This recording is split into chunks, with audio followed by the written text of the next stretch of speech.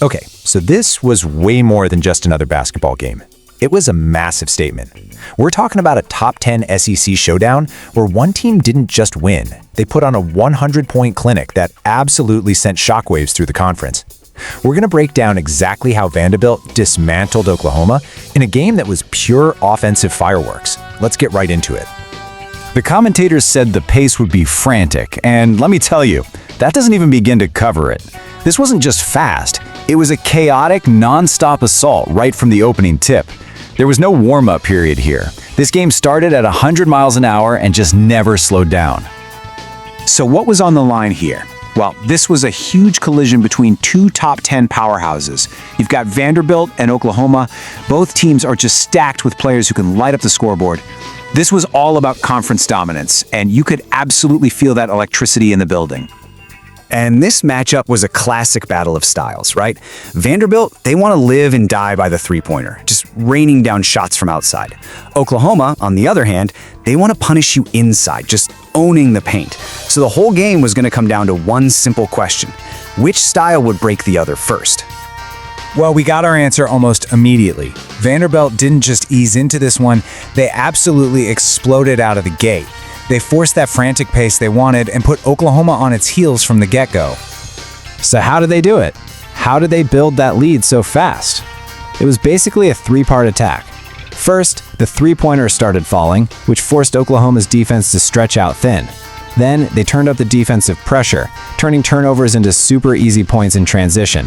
And finally, they were just tougher, with huge demoralizing plays like getting a shot swatted away. It was just perfect execution. And right at the center of that early storm was Aubrey Gavin. I mean, just think about this for a second. In a top 10 game, she starts a perfect 6 for 6 from the field. That is just unreal. She was completely in the zone, couldn't miss, and basically staggered Oklahoma all by herself.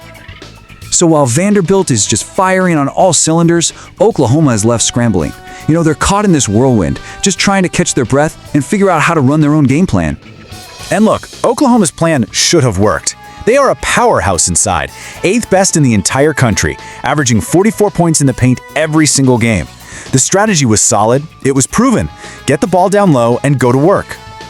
But Vanderbilt had done their homework. They completely neutralized Oklahoma's biggest strength with these aggressive, trapping double teams. This relentless pressure just choked off any passes inside and totally blew up the Sooners' rhythm. It took their best weapon right out of their hands.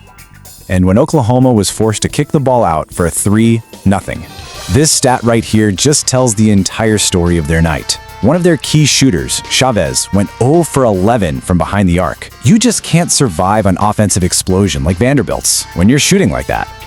This call from the broadcast just nails it. It wasn't just that Oklahoma's offense was struggling, their defense had zero answers.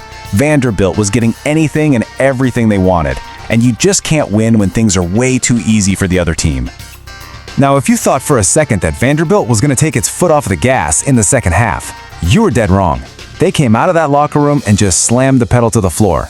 They were turning a great performance into a truly historic one. And if the first half was a total team effort, the second half became the Mikayla Blakes show. She was just this unstoppable force in transition, an absolute blur in the open court, just slicing through Oklahoma's defense for easy buckets again and again.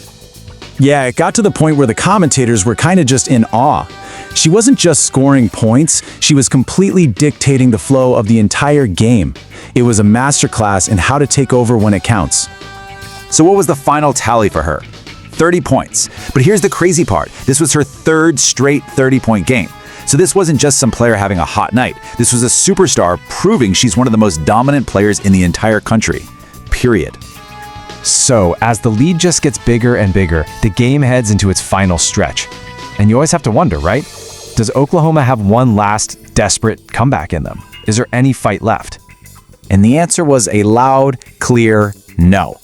Just like the announcer said, comebacks are built on defense. You have to get stop after stop after stop. And on this night, Oklahoma just couldn't. Vanderbilt's offense never even gave them a chance to breathe. And then, there it is, the century mark. Vanderbilt hits 100 points, putting the ultimate exclamation point on a truly dominant, truly historic offensive night. I mean, let's just run through these final numbers because they are staggering. Vanderbilt drops 100 points on a top 10 rival. They had not one, but 2 different players score 30 points. And for Mikayla Blakes, that was her 8th 30-point game of the season. Just an unbelievable night all around. And that really brings us to the biggest takeaway from all this. You know, a win is a win.